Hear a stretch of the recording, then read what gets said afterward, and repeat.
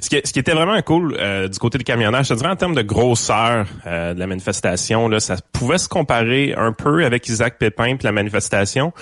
Ça avait l'air un peu plus petit, mais c'était sur plus de temps. Donc, il y avait un roulement un peu des gens là, qui arrivaient, qui s'en allaient, qui arrivaient, qui s'en allaient.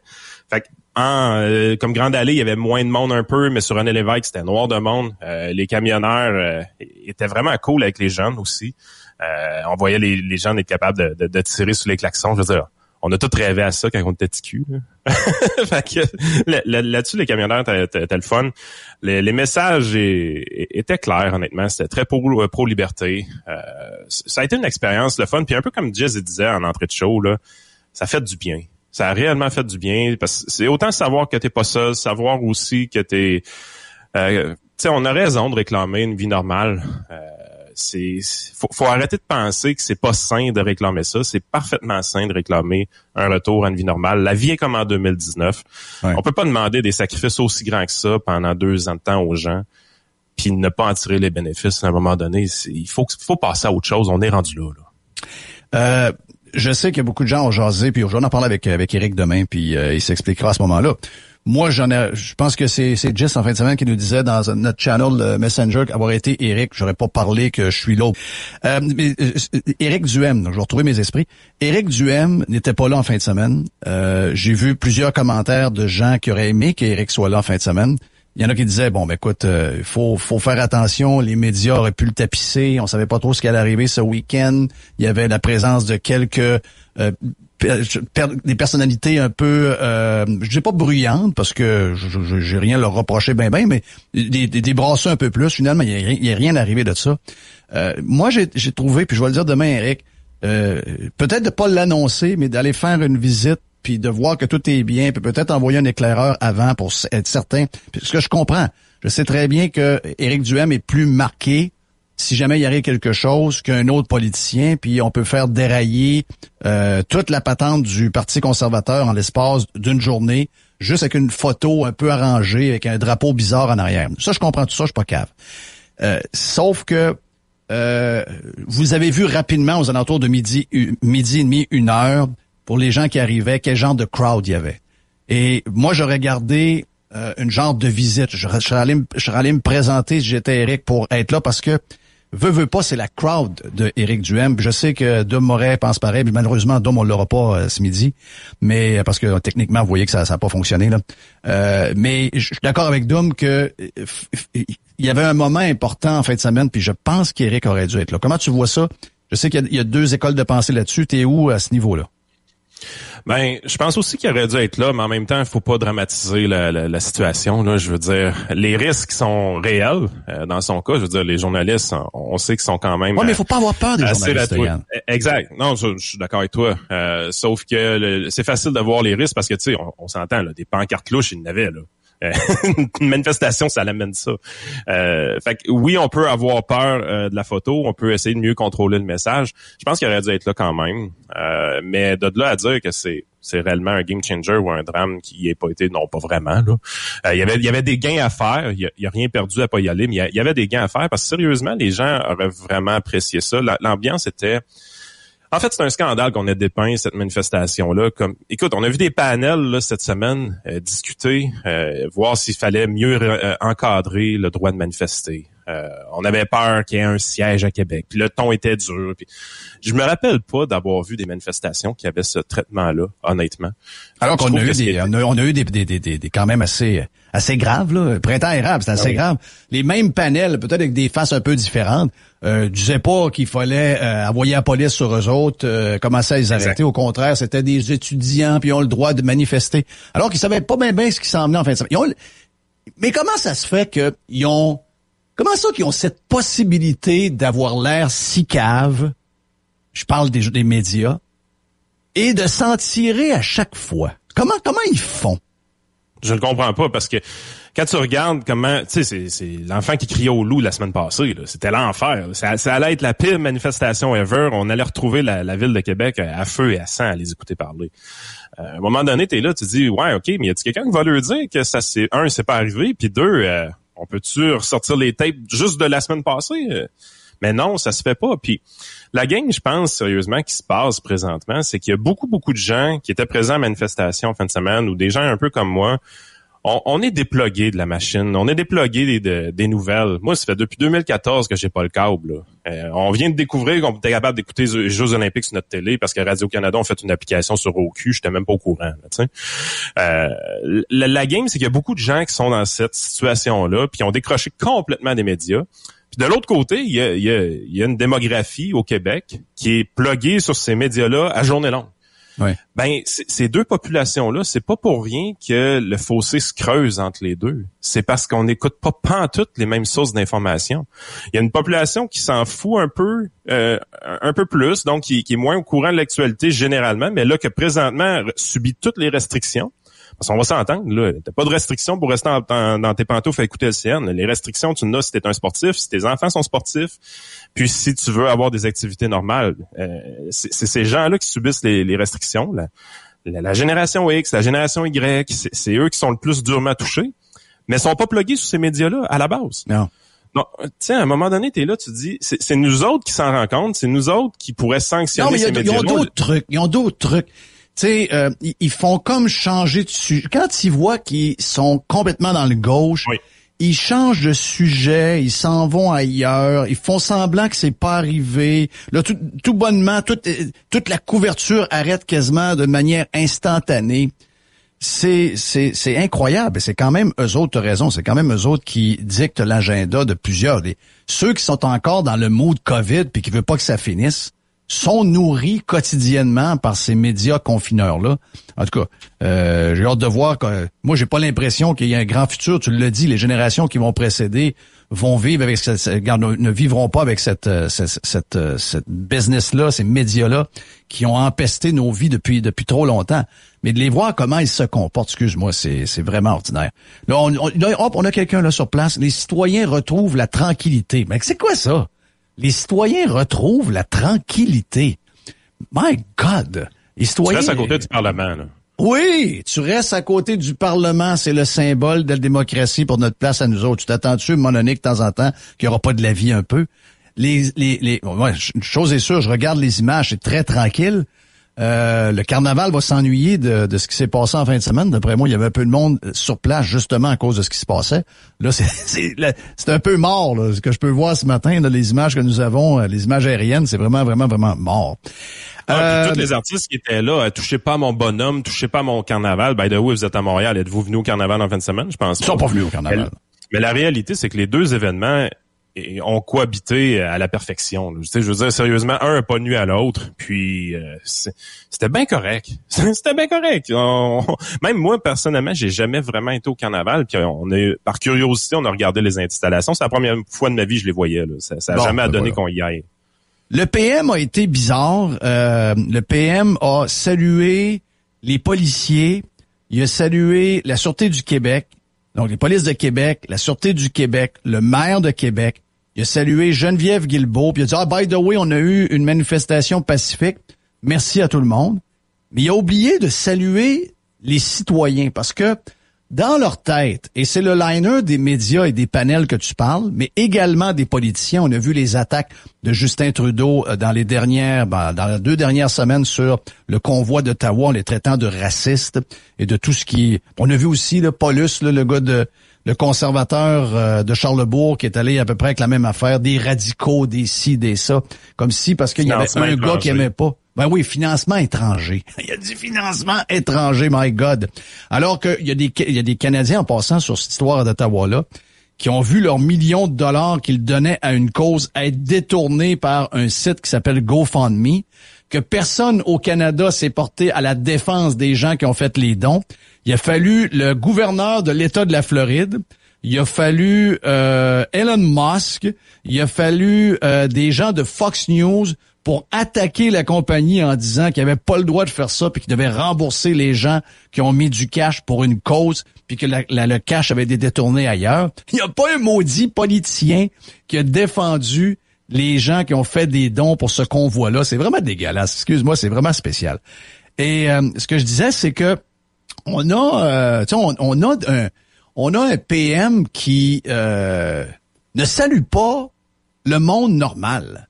Tu sais, pour lui, tous ceux qui sont là, c'est des manifestants.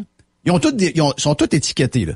Manifestants. Ça, c'est un terme que j'aime pas beaucoup. Je comprends que manifestation, manifestant, mais c'est parce qu'on a réussi à le tourner en négatif quand c'est des causes qui leur plaît pas. Quand c'est pour les affaires d'environnement, là, c'est positif. Mais quand c'est pour ça, manifestant, c'est quasiment un casseur. Donc, manifestant, anti-vax, anti-mesures sanitaires, et même, on va même dire à la fin, c'est un anti-tout. Donc, manière de généraliser et d'étiqueter, somme toute, des citoyens qui sont là, du monde normal. Puis moi, je vois pas ça pantoute comme lui le voit ou comme les médias le voient. Ce qu'on peut voir ce week-end et ce qu'on a vu également dans les 2 week-ends d'Ottawa, excluez Pat King. Là. Pat King, on le connaît pas, moi, c'est Pat King. Il y a un nom qu'on reconnaît, là, mais on le connaît pas. Le reste, c'est des citoyens canadiens d'une place, Canadiens, Québécois de plein de provinces. Et il y a des Québécois en fin de semaine qui se sont dirigés à Québec. Et ces gens-là, Yann, ils veulent... La seule chose qu'ils veulent, c'est pas des anti-toutes. Ils veulent la fin du passeport vaccinal. Ils veulent la fin des fenêtres ouvertes dans les écoles. Ils veulent qu'on soit capable d'avoir des gens pour la grosse game du Super Bowl en fin de semaine. Ils veulent avoir un retour de vie normale. Mais pourquoi on est si dur envers les gens? Tu sais, on est comme en train de donner des trophées à ceux qui veulent une vie de marde et les gens qui veulent une vie normale. Une vie normale. On les ridiculise, ils se font traiter de toi et non, ils ont l'air d'une grosse gang de quétaines, etc. C'est le bout que je comprends pas. C'est le bout que beaucoup de monde, plus loin que le Québec, qui regarde ça de loin, ne comprennent pas. Comment on peut autant cracher au visage du monde normal qui veulent une vie normale? La plupart des gens qui sont militants sont dans une mentalité de nous contre eux. C'est 2 camps qui se battent un et l'autre. Ce qu'on se rend compte, c'est que les médias sont embarqués dans cette mentalité-là qui a été poussée énormément par la CAQ, nous contre eux. Alors qu'en réalité, c'est beaucoup plus complexe que ça. Il y a des gens qui... C'est pas vrai que c'était les camionneurs contre les infirmières en fin de semaine. C'est pas vrai que c'est les déconfineurs contre les confinés en fin de semaine. La game, c'est la suivante.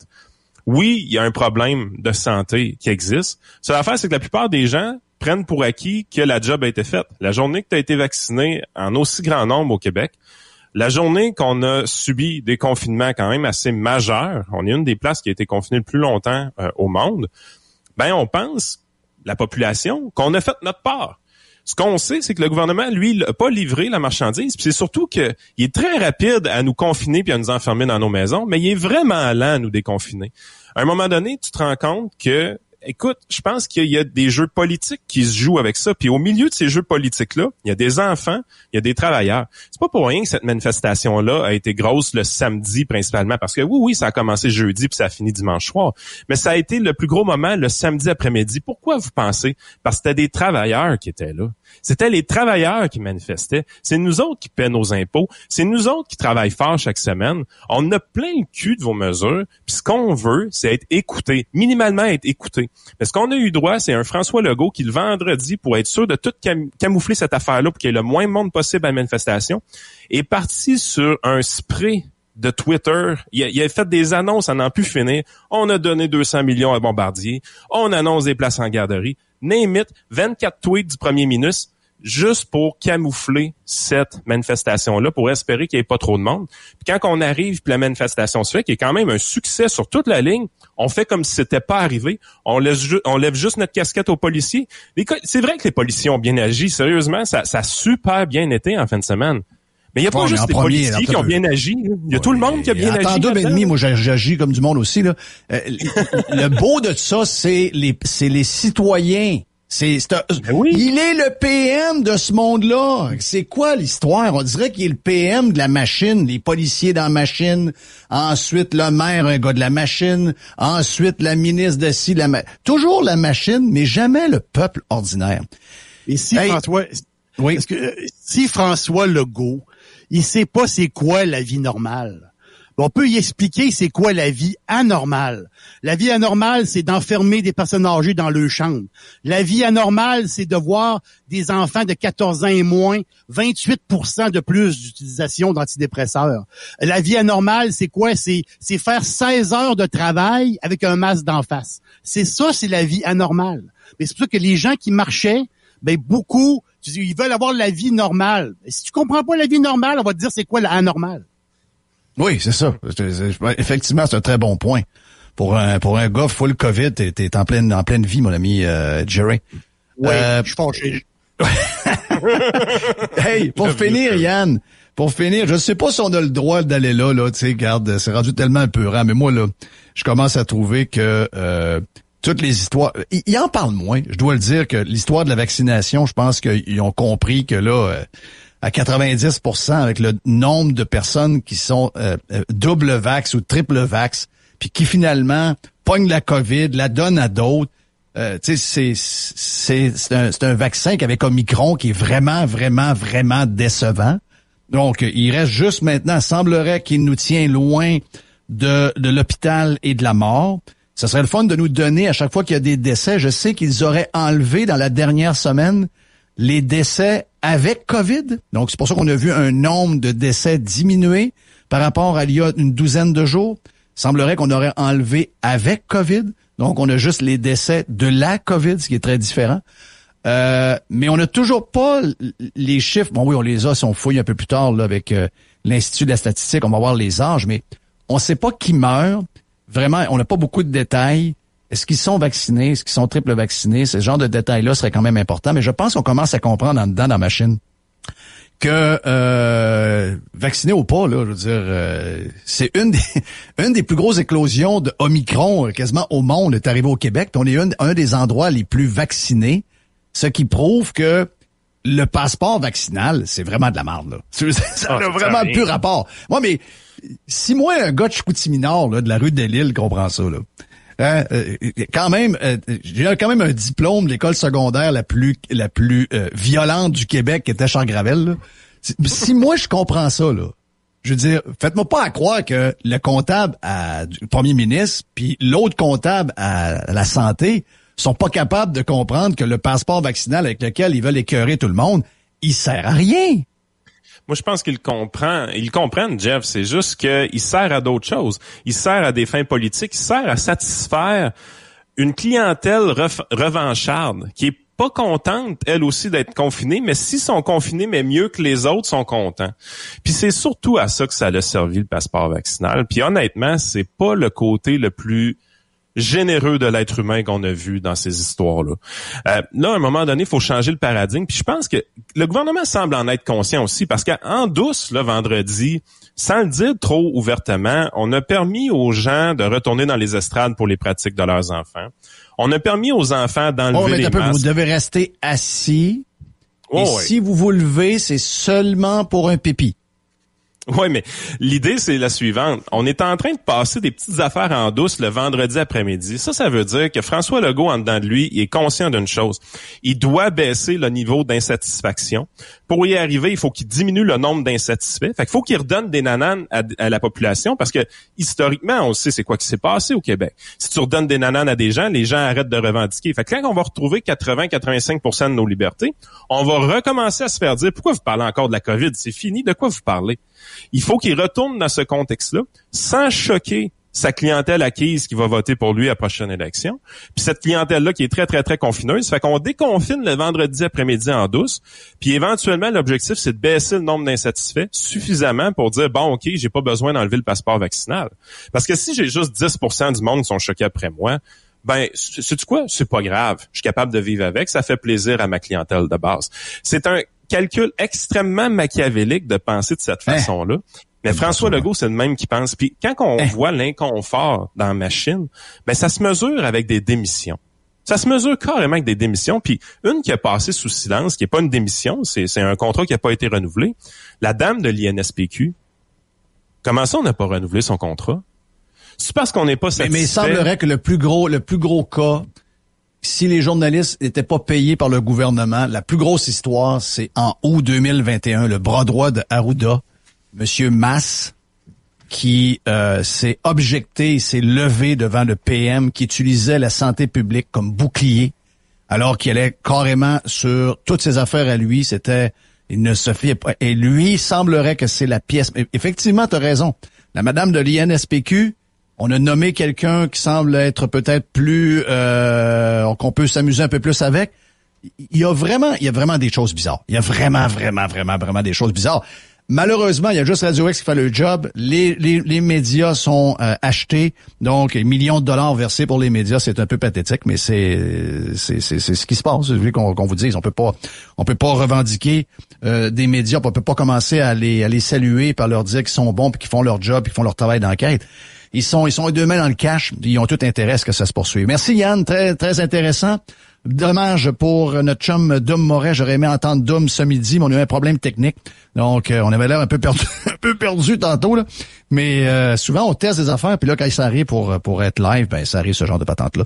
Donc, mais merci à Jerry. Jerry a quand même assisté notre ami Yann Sénéchal. Votre conseiller.net, si vous voulez rejoindre Yann, si vous avez besoin de lui. On va se faire une pause. On arrive vers un moment un peu plus de sport.